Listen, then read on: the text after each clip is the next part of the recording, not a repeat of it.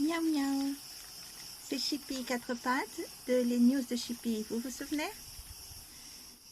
Après les péripéties que nous avons vécues ces derniers jours, toute la petite troupe s'est rassemblée et a pensé qu'il serait bon de vous raconter les choses vues de notre hauteur de quatre pattes. Vu que notre deux pattes Isabelle est épuisée aussi bien physiquement que psychologiquement, nous nous sommes dit que ce serait sympa que ce soyons nous qui donnions un petit coup de patte. Enfin, je veux dire un petit coup de main à la chose. Je ne vais pas tout vous raconter. Il me faudrait des heures pour vous raconter ces 4-5 jours de cauchemar que nous avons vécus.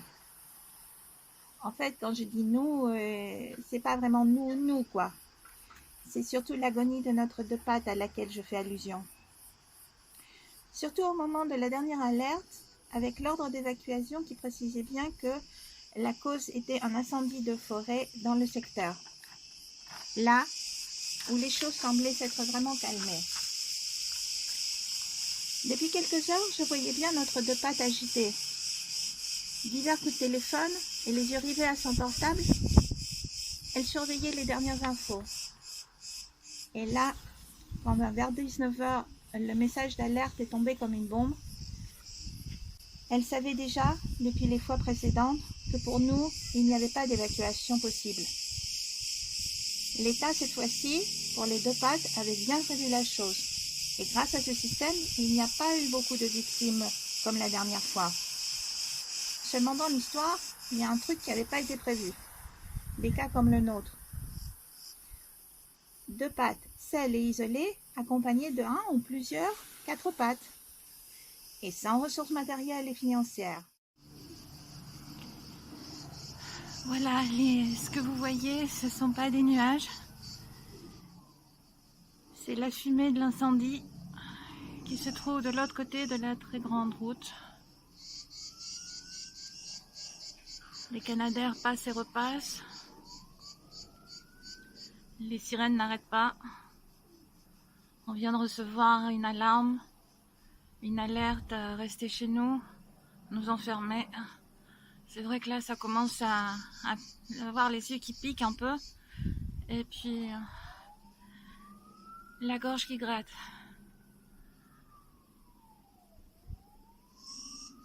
Je suis un peu isolée là. Alors, bon, on verra bien, hein, les enfants. Priez pour moi.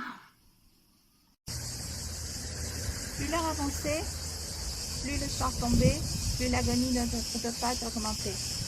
Même nos câlins, on ne pouvait plus stopper ces va-et-vient entre l'intérieur de la maison et le jardin. Entre la fumée qui la faisait tousser malgré le masque chirurgical qu'elle portait, la pluie de cendres qui ressemblait à de la neige en plein hiver et la montagne en feu juste devant ses yeux. Ça en a été un peu beaucoup. Et qui ne panique pas facilement, pour pas dire presque jamais, elle ne pouvait plus retenir ses larmes. Elle a craqué.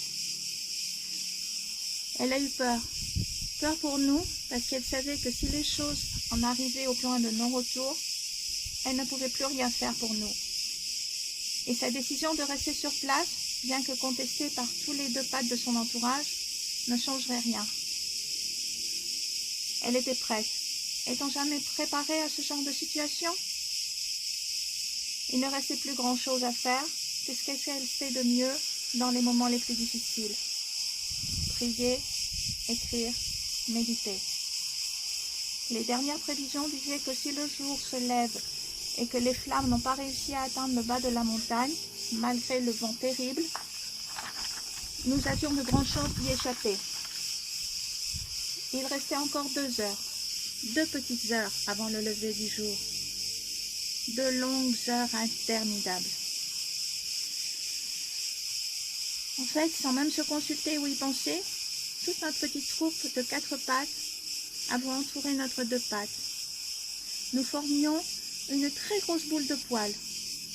Et si l'on nous avait retrouvés après le pire des pires, je crois bien que personne n'aurait pu comprendre qui était qui dans le tas, ni de nous, ni de notre deux pattes. Finalement, vers 5-6 heures du matin, la clarté du jour se fait se fait en fait sentir. Et notre deux pattes, cette fois-ci, plus calme que jamais, ressort. Nous attendions le verdict. Elle est rentrée de nouveau dans la chambre où nous étions tous. Personne n'avait bougé, comme si nous étions déjà des statues grillées. Elle toussait, elle pleurait, et dans un élan, elle s'est jetée sur le lit en pleurant encore plus. Mais cette fois-ci, c'était de soulagement, de joie, de bonheur. Elle nous étouffait sous ses câlins et ses bisous. Nous étions tous là, sains et saufs.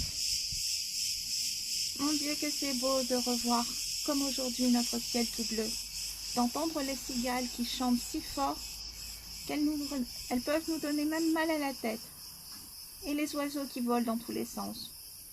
Parce qu'il y a pire que la plus grande chaleur du soleil, ou le chant intempestif des cigales, ou les oiseaux qui font des saletés partout. Le pire, c'est de ne plus revoir le soleil, de n'entendre qu'un lourd silence, et de ne plus revoir un seul oiseau faire des voltiges.